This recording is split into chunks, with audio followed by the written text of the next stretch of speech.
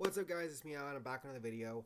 I don't normally make videos on Formula One, but this is a video that I've been trying to put together for the last hour or so, give or take, probably more. Because I just want to get everything condensed, but I also want to get it right. So yeah, because like the situation that's going on right now for them where they are is mind-boggling as fuck. So drop a like on the video, subscribe to the channel, let me know your thoughts down below, post notifications, all that fun stuff. Let's just get into this. So Formula One, if you don't know, is in Saudi Arabia right now. Jeddah, Saudi Arabia to be exact, for the Saudi Arabian Grand Prix. Holy mother of red flags. Earlier today, and mind you, it is almost 12:30 in the morning, my time, Eastern Standard Time. Over there, it's got to be about 8:30 in the morning, I think. But like they're like 8 hours ahead or something. But anyway, so earlier today, videos and reports came out of an attack on an Aramco facility, which has to do with oil and whatnot, literally 10 kilometers away from the racetrack, from what was being reported. Now, you can do the conversion math on your own, but it ain't that far away. And that's scary. So over the course of the day, and from after the first practice, the second practice being delayed by 15 minutes, meetings with drivers, teams, management brass, FIA brass, F1 brass, everybody pretty much. And then another meeting, a long ass meeting after the second practice happened, which went a meeting that went over 4 hours long. Essentially, what is happening is the Grand Prix will happen, but there's shady shit going on. As per usual, it's Saudi. What the fuck else do you expect?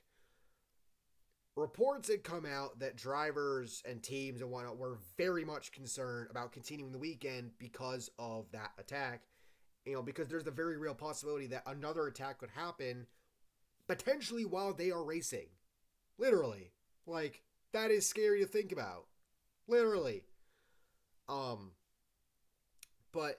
furthermore, not only you know what's so mind-boggling about this is that there's a picture, at least one, circulating of one of the cars going through the final corner of the racetrack, and you can see a plume of smoke rising in the air in the background from that facility that had been attacked.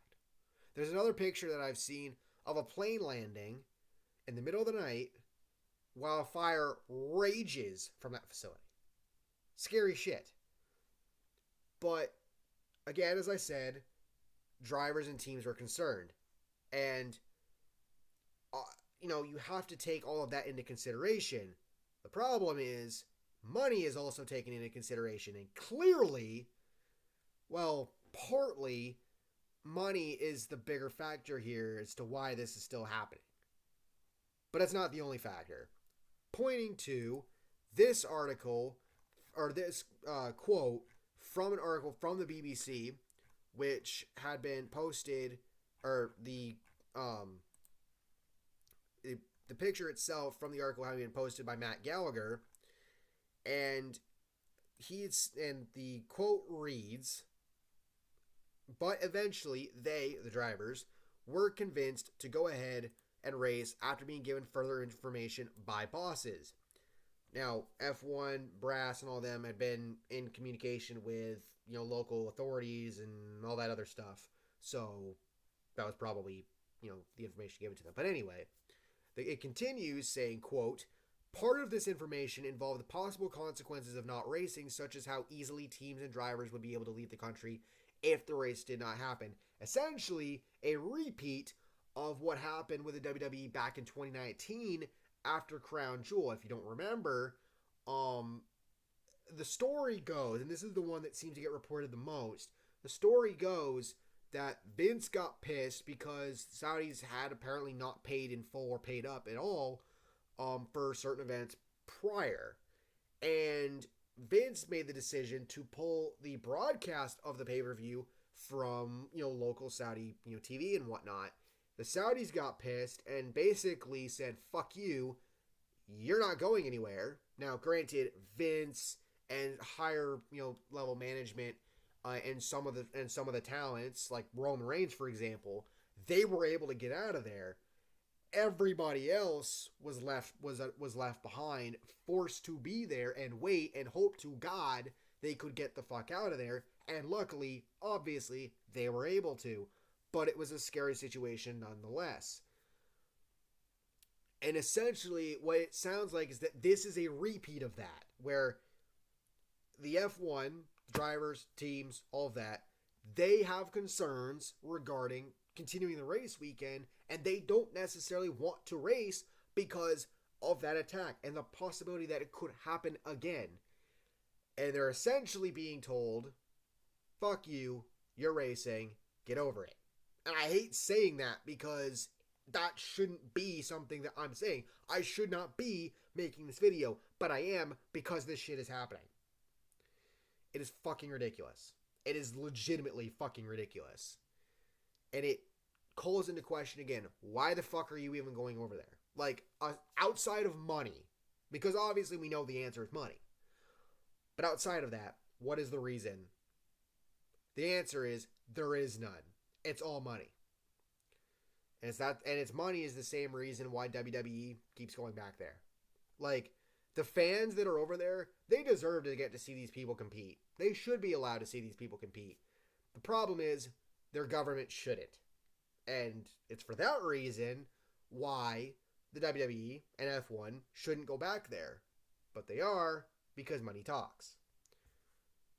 Anyway, and also, furthermore, something else that I had seen get pointed out was that the media sessions got canceled.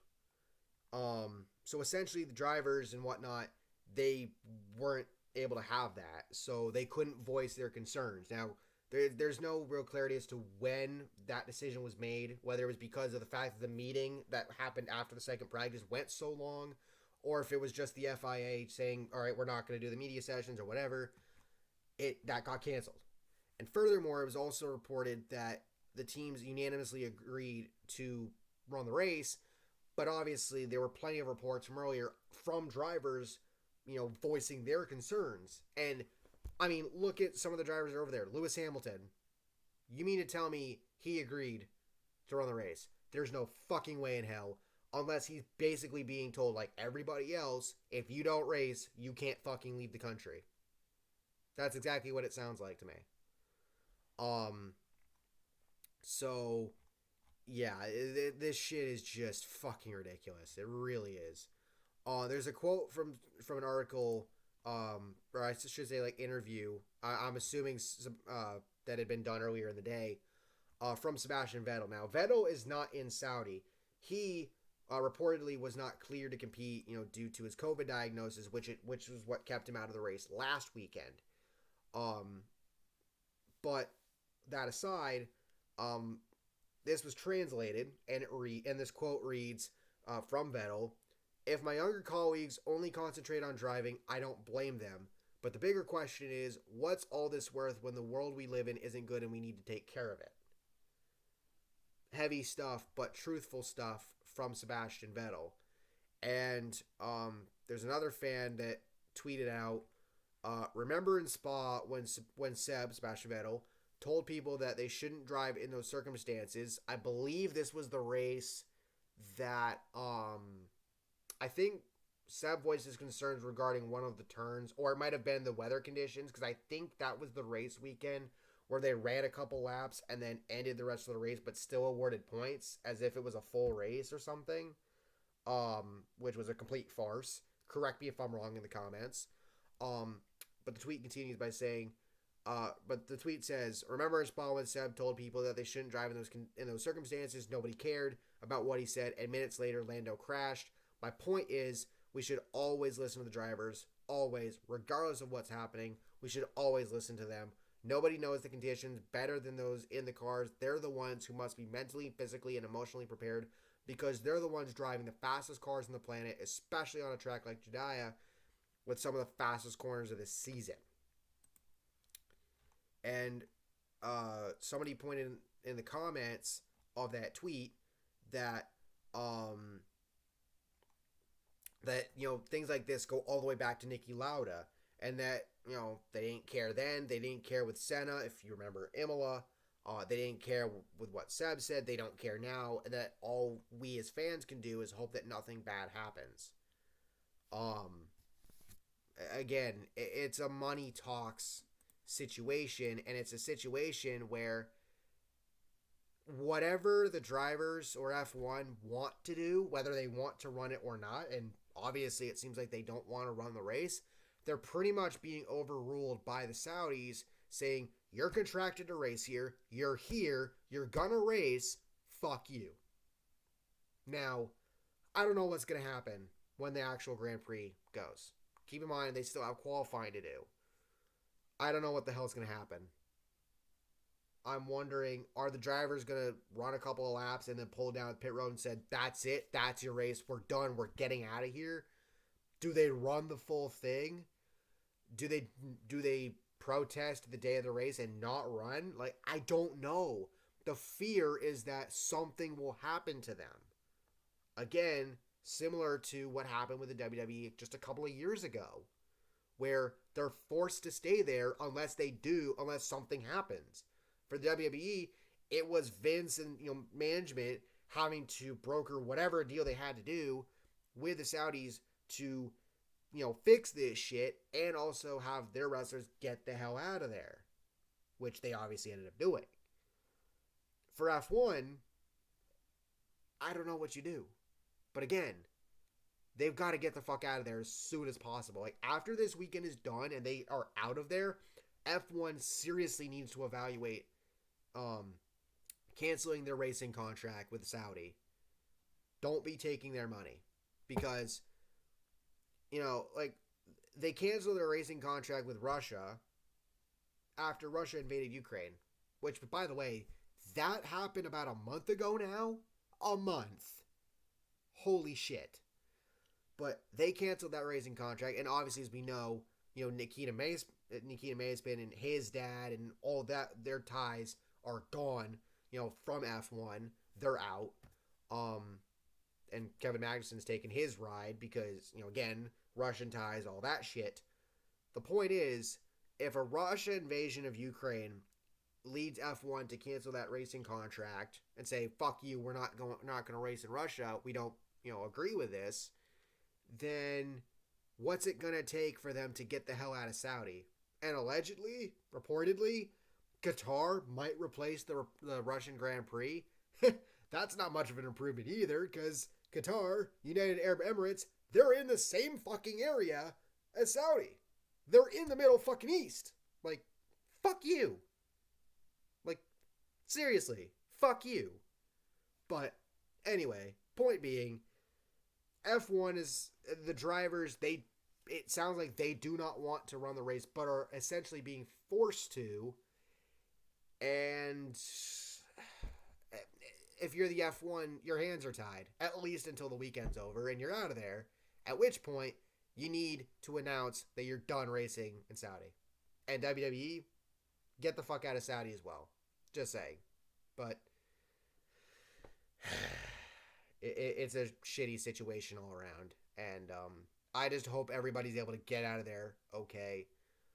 Whatever happens with the race, whatever the drivers decide to do, hopefully it goes off without a hitch and they're able to get out of there as safely as possible. But again, that's the situation going on right now, and I had to get my thoughts out on it because it's all I've got on my mind at the moment. So with that said, let me know your thoughts down below, and I'll catch y'all next time. Peace.